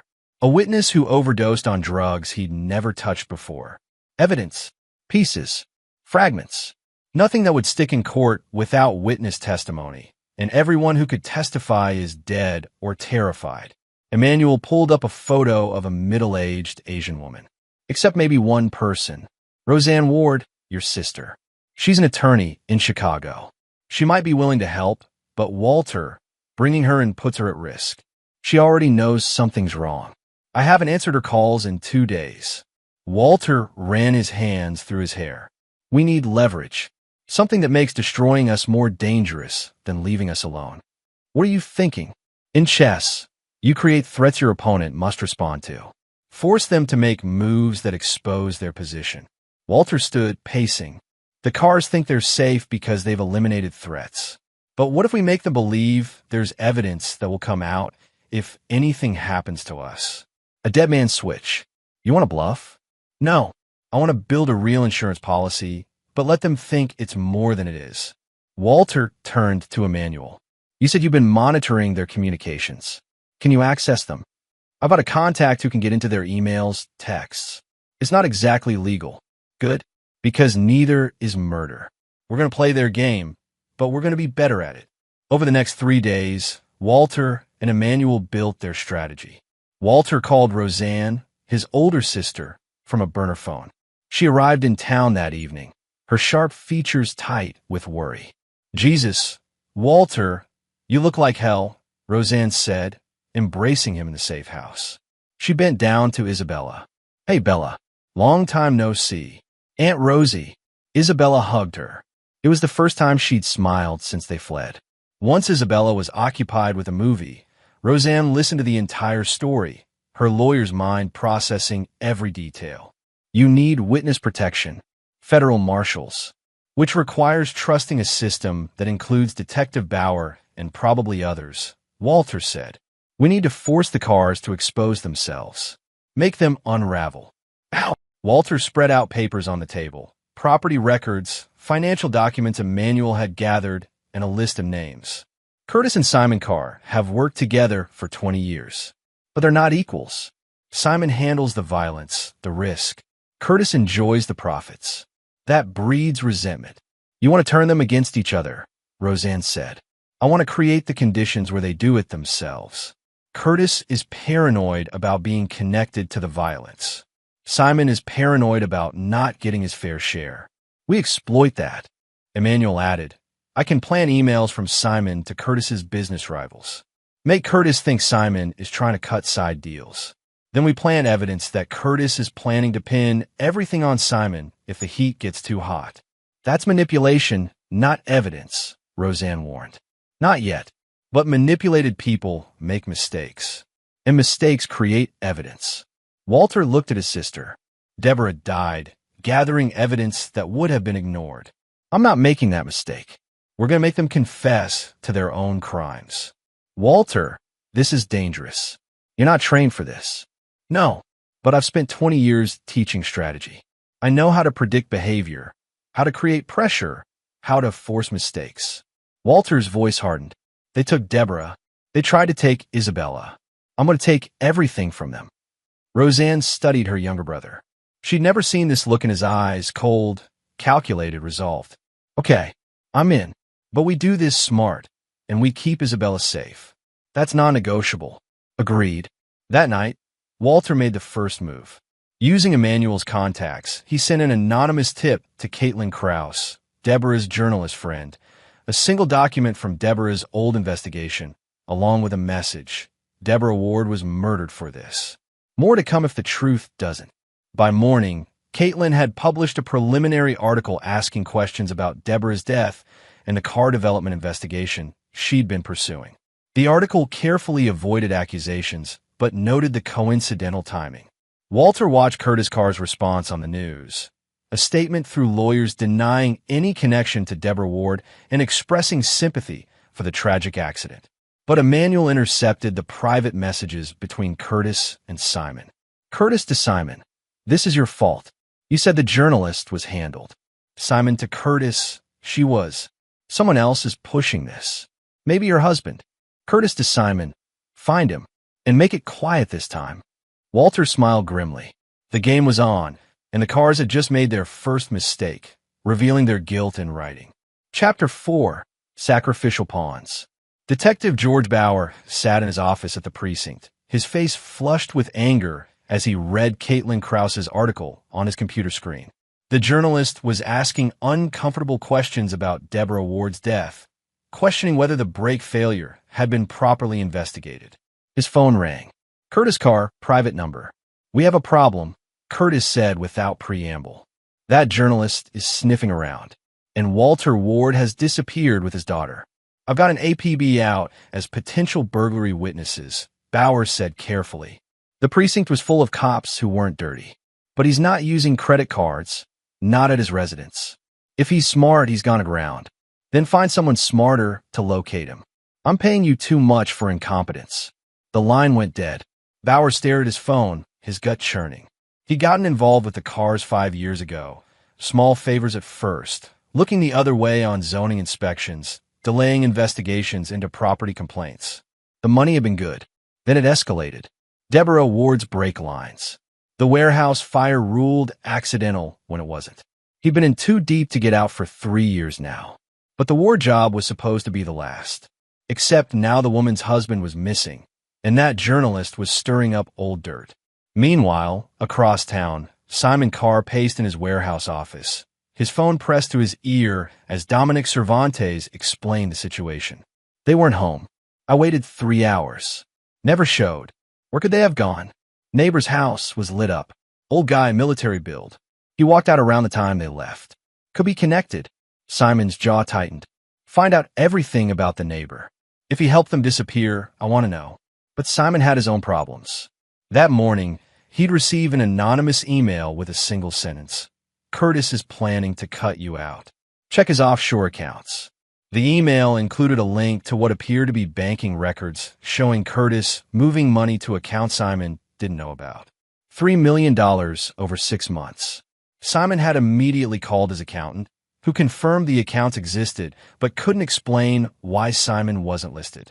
When Simon confronted Curtis by phone, his brother had laughed it off. Obviously, someone is trying to mess with us. Ignore it. But Simon hadn't ignored it. He'd started asking questions, making calls.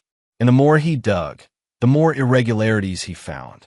Curtis had always kept the finances close, but this looked like systematic theft. The brothers Carr, partners for 2 decades, were beginning to doubt each other. In Emmanuel's safe house, Walter monitored all of this through intercepted communications.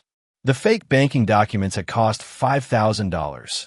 Money Roseanne had fronted, but they'd been expertly crafted by Emmanuel's forger contact. They're rattled, Emmanuel said, reviewing the messages. Curtis knows someone's watching.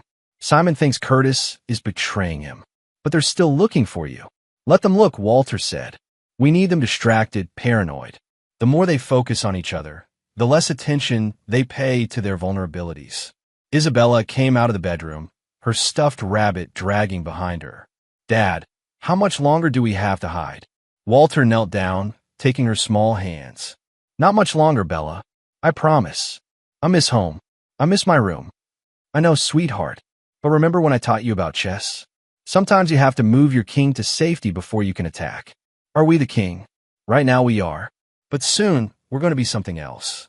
That evening, Walter made his boldest move yet. He recorded a video, 5 minutes long, carefully scripted. In it, he sat in an anonymous room, his face clear, and spoke directly to the camera. My name is Walter Ward.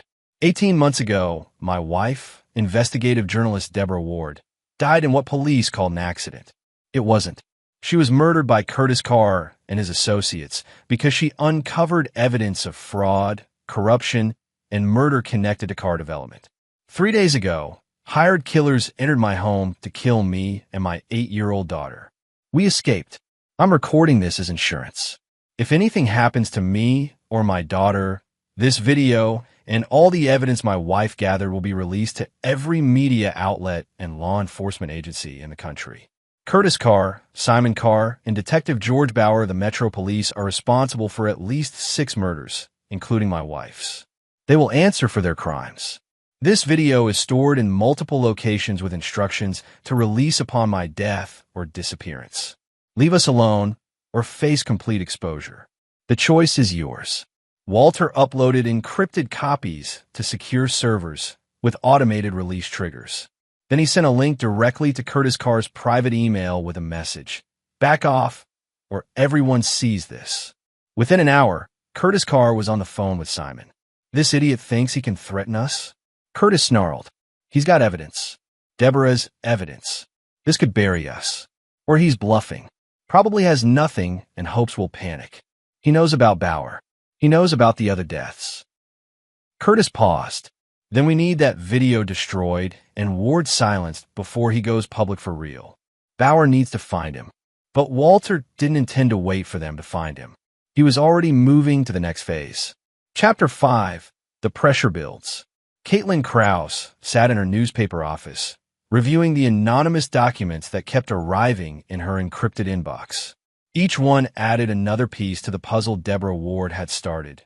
Shell companies, fake property valuations, money transfers to offshore accounts, communications between Curtis Carr and city officials approving projects that should never have been approved. She'd been Deborah's friend. They'd started in journalism together, but Caitlin had chosen the safer path. Local news, human interest stories, occasional investigative pieces that didn't ruffle too many feathers. Deborah had been fearless, going after powerful people regardless of risk, and it had gotten her killed. Now someone was handing Caitlin the story of her career on a silver platter, and she suspected she knew who. Walter Ward. But she couldn't contact him, couldn't verify the sources. She could only publish what she could independently confirm. Her phone rang. Unknown number. Miss Krause? My name is Roseanne Ward. I'm an attorney and Walter Ward's sister. I'd like to meet with you. Off the record. They met in a coffee shop an hour later. Roseanne was professional, direct, and clearly shaken underneath her composed exterior. Walter is alive, and so is his niece, Roseanne said quietly. They're in hiding because Curtis Carr sent killers to their home. I can't tell you where they are, but I can give you something. She slid a USB drive across the table. This contains evidence my sister-in-law gathered before her death. Bank records, communications, witness statements. It proves Curtis and Simon Carr have been running a criminal enterprise for years, and that they murdered at least 6 people who threatened to expose them, including Deborah Ward. Caitlin stared at the drive. Why are you giving this to me? Because the police are compromised. Because the Carrs have lawyers and money and connections. The only way to stop them is public exposure, so overwhelming they can't bury it. Roseanne's voice cracked. My brother is a chess teacher. He's brilliant and strategic, but he's not a fighter. He's using his mind to protect his daughter the only way he knows how, by making the Carrs more afraid of exposure than of him. But he needs someone to publish the truth. This could get me killed. It could. Or you could finish what Deborah started. Caitlin picked up the drive. She'd already decided. Give me 48 hours. While Caitlin worked, Walter executed the next phase. Emmanuel had been monitoring Detective Bauer's communications, and they discovered something useful. Bauer was skimming money from the Carrs. Not much, 50,000 here, 30,000 there, but it added up. More importantly, Bauer was documenting everything as his own insurance policy. He's smart, Emmanuel admitted. If the cars go down, he can claim he was gathering evidence. If they don't, he has leverage to keep his payments coming. Which means he's vulnerable, Walter said. He's corrupt, but not stupid.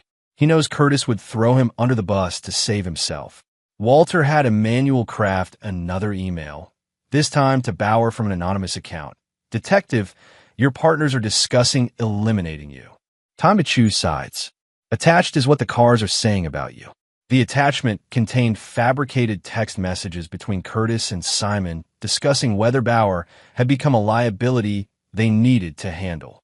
The messages were fake, but they matched the brothers' communication patterns perfectly. Bauer read them with growing horror. The messages discussed his skimming, his involvement in multiple crimes, and specifically mentioned that he knew too much. Curtis, Bauer's getting nervous. If he flips, we're done. Simon, so we handle it like the journalist. Make it look natural. Curtis, not yet, but have Cervantes ready. Bauer immediately increased his own security measures, started avoiding the car's calls, and, most importantly, transferred all his evidence files to a secure location. Walter now had successfully isolated one of the three players from the others. Meanwhile, Simon Carr's paranoia about Curtis was reaching a breaking point. More evidence of financial discrepancies kept appearing. When Simon demanded access to all company accounts, Curtis refused, citing business structure and liability protection. You don't trust me? Simon asked during a tense meeting in Curtis's office. I don't trust anyone right now. Someone's trying to destroy us, in case you haven't noticed. Maybe someone already inside is destroying us. Curtis slammed his hand on the desk. Are you accusing me? I'm saying $3 million is missing, and you won't explain where it went. It's legitimate business expenses. Bullshit. The argument escalated until Simon stormed out, telling Dominic Cervantes to start following Curtis and reporting back. Curtis, in turn, hired his own private security to watch Simon. The Carr brothers, unified for 20 years, were now actively spying on each other. Walter watched it unfold like a chess game reaching its critical phase. Pieces were positioned. Pressure was applied. Soon, someone would make a fatal mistake. How long do we maintain this? Emmanuel asked. Until they crack. They will. It's human nature. When people are stressed and paranoid, they make emotional decisions. And emotional decisions create opportunities. That night, Isabella asked Walter, are the bad people going to find us? No, sweetheart. We're too smart for them. Mom was smart too. Walter hugged his daughter, fighting back the grief that still ambushed him. Mom was very smart and brave, and she taught me to always think 3 moves ahead. That's what we're doing. What happens after 3 moves? We win, and we go home. Chapter 6. The Trap Springs. Curtis Carr paced his penthouse office, a glass of scotch in his hand, his usual composure cracking. The situation was deteriorating rapidly. The journalist Krauss had published a damning expose. Not accusations, but questions, documents, connections that made people take notice. The FBI had issued a statement saying they were reviewing allegations related to car development. His phone rang. His lawyer. Curtis, we need to talk. The feds are serious. They're issuing subpoenas. Handle it. I can't handle federal charges of fraud and conspiracy to commit murder. If even half of what's in that article is true, it's all fabricated. Then we need to prove that. And fast. I also strongly advise you to stop all communications with your brother and Detective Bauer. Everything you say can be used against you. Curtis hung up and immediately called Simon because he'd never been good at following advice. We need to meet. In person. Bring Cervantes. They met at a warehouse Simon owned, a cavernous space filled with construction equipment. Curtis arrived with his private security, 2 ex-military contractors. The tension was immediate. This has gone far enough, Curtis said. We need to get ahead of this. Issue statements, cooperate with authorities, show we have nothing to hide. Simon laughed bitterly. Cooperate? They'll bury us. You want to know what I think? I think you're planning to cut a deal. Blame everything on me and walk away clean. That's insane. Is it? You've been moving money. You've been having meetings with lawyers I don't know about. You're preparing to throw me to the wolves. You're paranoid. And you're a coward. Simon pulled out his phone. I've got my own evidence, Curtis. Everything you've done. Every order you gave. If I go down, you're coming with me. Curtis's security detail tensed. So did Dominic Cervantes, his hand moving toward his weapon. Are you threatening me? Curtis asked quietly. I'm protecting myself. Something you taught me. The meeting ended in a standoff, both sides backing away with hands on weapons, neither willing to fire the first shot, but both knowing violence was now inevitable. What neither knew was that Emmanuel Green had been in that warehouse, hidden in the rafters with recording equipment, cameras, and directional microphones, capturing every word, every threat, every damning admission.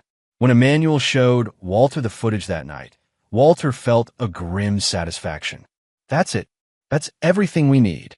Not quite, Roseanne said. She'd been working her own angle, using her legal connections. We have the cars threatening each other.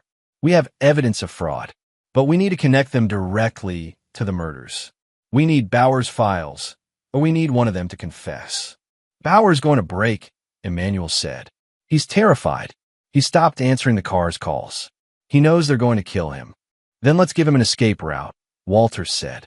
One he can't refuse. The next morning, Detective Bauer received a package at his home. Inside was a burner phone and a note. You're a dead man unless you make the right choice. Turn on the cars before they kill you. This phone is secure. Call the FBI field office and ask for Agent Patricia Lang. Tell her everything.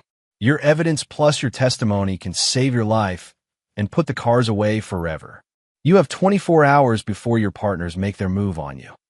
The note was accompanied by a photo taken that morning of Dominic Cervantes outside Bauer's house, clearly watching, waiting. Bauer's hands shook as he looked at the photo. It was real.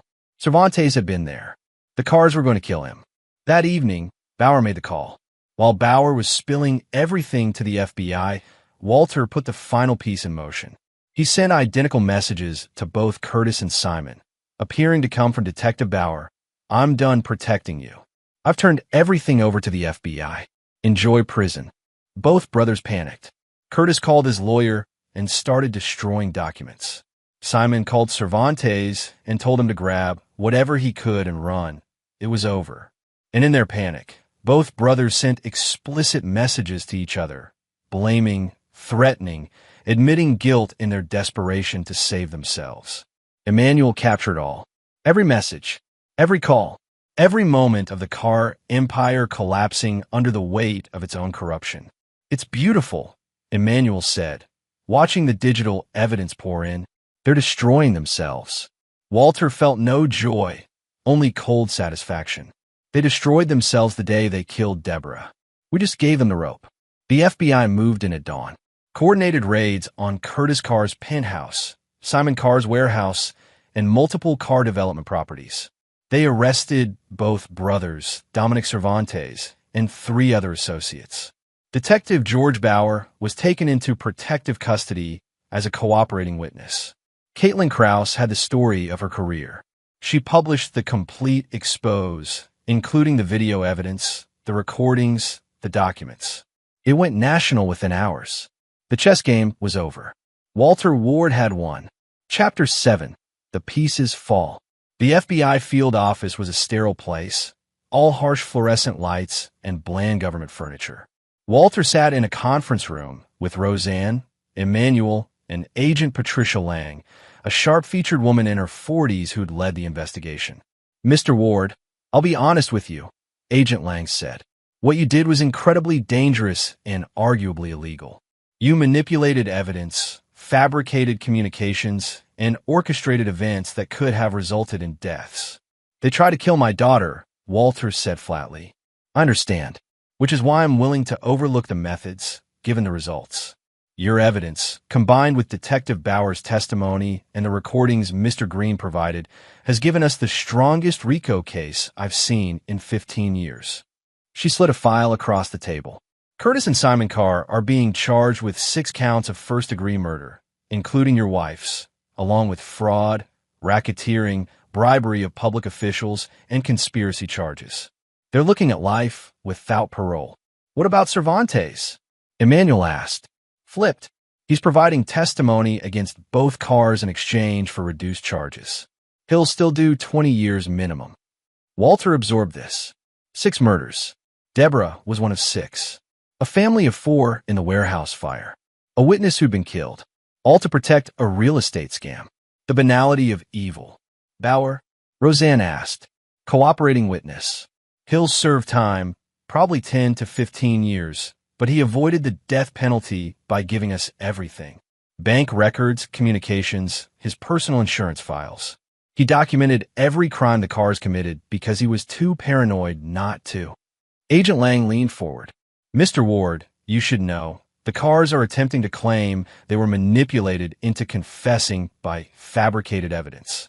Their lawyers are arguing entrapment. Will it work? Walter asked. No, because the real evidence, the murders, the fraud, the actual crimes, that's all genuine. You didn't create their guilt. You just exposed it.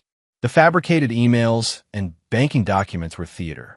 The actual case is built on real crimes with real evidence. Walter felt the tension he'd carried for weeks finally begin to release. When can my daughter and I go home? Tonight if you want. The cars are in custody. Their organization is dismantled. We've arrested 12 associates, frozen all their accounts, and seized their properties. You're safe, Mr. Ward. But safety fell hollow. Deborah was still gone. Isabella had still lost her mother and spent weeks in hiding. Justice didn't undo the damage. As they left the FBI office, Emmanuel walked beside Walter. You did it. Against all odds, you beat them. We did it, Walter corrected. I couldn't have done this without you. You saved our lives. I just wish I'd figured it out sooner, before they killed your wife. You couldn't have known, but you knew when it mattered. Walter stopped, facing Emmanuel. Thank you. For everything. Emmanuel smiled, a rare expression. Your wife's story deserved to be finished. I'm glad we could finish it. Chapter 8. The Reckoning. The trial of Curtis and Simon Carr became a media sensation. Caitlin Krause covered it extensively, winning a Pulitzer Prize for her investigative reporting. Walter attended every day, sitting in the gallery with Isabella beside him, wanting her to understand that justice, however delayed, eventually came. The prosecution presented overwhelming evidence. Detective Bauer testified about the conspiracy, describing how he'd cut Deborah Ward's brake lines under Curtis's orders. Dominic Cervantes detailed the murder-for-hire operation, naming both brothers as his employers. The recordings Emmanuel had captured played in the courtroom, the brothers' own voices condemning them. Curtis Carr's defense was that he'd been a legitimate businessman whose brother had operated criminal enterprises without his knowledge. But the evidence destroyed that claim. Emails showing Curtis authorizing payments, ordering surveillance, and explicitly discussing handling problems. Simon Carr's defense was that Curtis had been a mastermind and he'd simply followed orders. But his own threatening messages to Curtis, his management of the violent operations, and Cervantes' testimony about taking orders directly from Simon demolished that argument.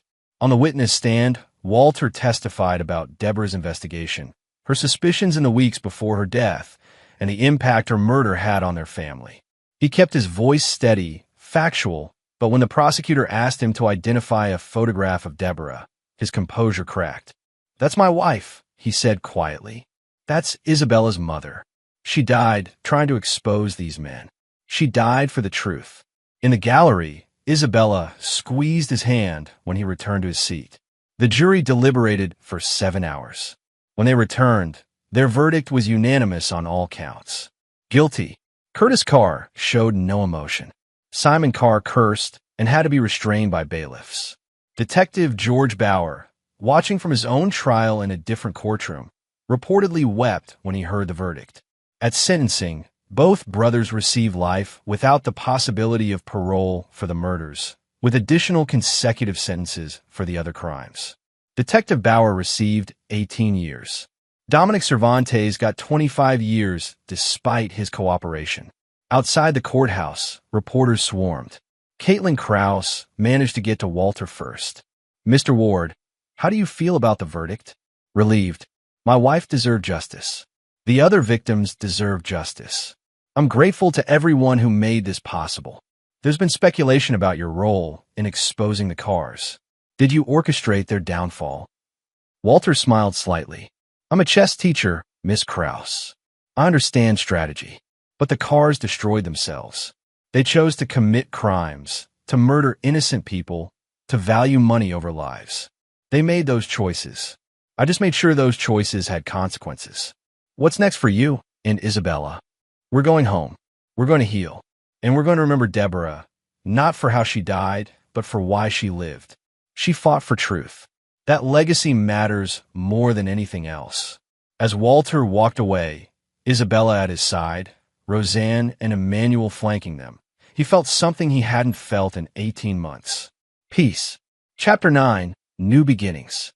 6 months after the trial, Walter stood in his living room, arranging chess pieces on the board.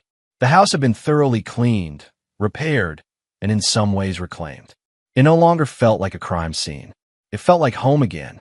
Isabella was at school, thriving despite everything. She'd started seeing a therapist who specialized in childhood trauma, and slowly, she was processing what had happened. She still had nightmares sometimes, but they were becoming less frequent. Walter had started teaching chess again, this time at a community center that served underprivileged kids, many of whom had been displaced by the car's real estate schemes. It felt right, helping the families his wife had tried to protect. Emmanuel had become a permanent fixture in their lives, no longer just a neighbor, but family. He'd officially retired, for real this time, and spent his days helping Isabella with homework, teaching her about computers, and occasionally beating Walter at chess. Roseanne visited monthly, always bringing gifts for Isabella and legal documents for Walter to review. The civil lawsuits against the Car Development Corporation were proceeding, with dozens of families seeking restitution. Roseanne was representing many of them pro bono. The car's assets are being liquidated, she told Walter during her latest visit. After legal fees and government seizures, the victims' fund should total around $40 million. It's not everything, but it's something. Deborah would have liked that, Walter said. Justice and restitution. She'd be proud of you. What you did took courage. It took desperation and luck. If Emmanuel hadn't been there. But he was. That matters too. Sometimes the right people appear at the right time. That evening, Walter sat with Isabella, teaching her an advanced chess strategy. She was getting good, her 8-year-old mind grasping concepts that took most people years to understand. Dad, why do the bad men want to hurt us? She asked suddenly. Walter had known this question would come. Because they did bad things and Mom found out. They were afraid she'd tell everyone, so they hurt her. Then they were afraid I'd tell everyone, so they tried to hurt us. But you did tell everyone. I did. And now they can never hurt anyone again. Is Mom watching us? From heaven. Walter didn't know if he believed in heaven, but he believed in legacy, in the impact one person could have. I think Mom lives on in us. In the things we do, the choices we make, the truth we tell. That's more powerful than any heaven. Isabella considered this. Then I want to be like Mom. I want to tell the truth, even when it's hard. That's good, Bella. But you also need to be smart about it. Think ahead, be strategic, protect yourself. Like chess. Exactly like chess. Later, after Isabella was asleep, Walter stood in his study, looking at a photograph of Deborah. She smiled at the camera, confident and alive, taken just weeks before her death. He'd avoided looking at it for months, the pain too sharp. Now he could face it. We got them, Deb, he whispered. They're in prison. Your work is finished. You can rest. He didn't believe in ghosts or signs, but as he turned away, a chess piece on his desk, the White Queen, fell over. Coincidence, certainly. Air current, vibration, random chance. But Walter smiled anyway. He'd learned over the past months that life was a game of incomplete information, where you made the best moves you could with what you knew, adapted to changing circumstances, and sometimes sacrificed pieces to protect what mattered most. He'd learned that love was the greatest motivator, that justice required patience and strategy, and that good people could do difficult things when they had no other choice. Most importantly, he'd learned that he was stronger than he'd thought. Not physically strong. He'd never be a fighter. But mentally, strategically, emotionally strong. Strong enough to protect his daughter.